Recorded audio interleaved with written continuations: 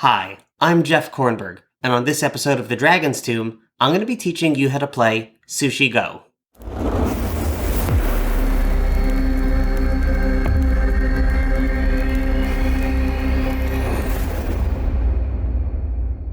In Sushi Go, pieces of sushi are giving out points, and players compete to see who can collect the most.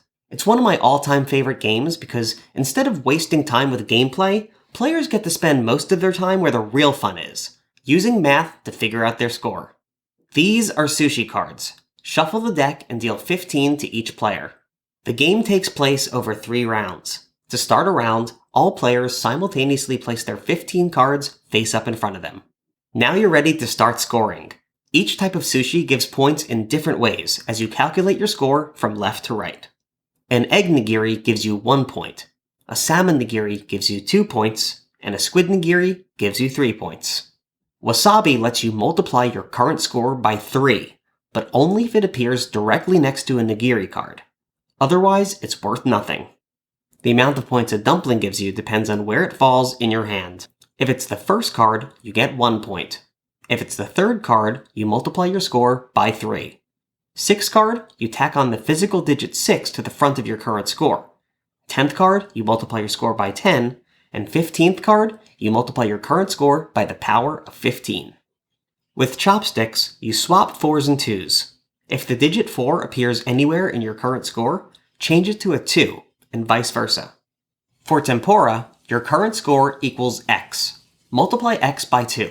Take that number and figure out what number you need to divide it by in order to get it to equal 5. Whatever that number is, add it to your score. Sashimi works the same way as tempura, only you multiply x by 3 instead of 2, and figure out how to get that number to equal 10 instead of 5.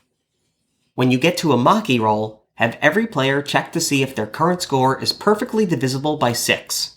If any are, divide those scores by 3, and then compare the numbers. If your number is the most, multiply it by however many maki rolls appear at the top of the card, either 1, 2, or 3, and then add that final number to your current score. If you get to a pudding card, your turn immediately ends.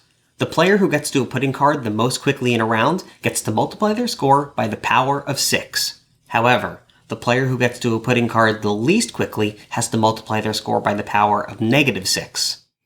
And those are all of the sushi cards. So, a sample scoring might look like this.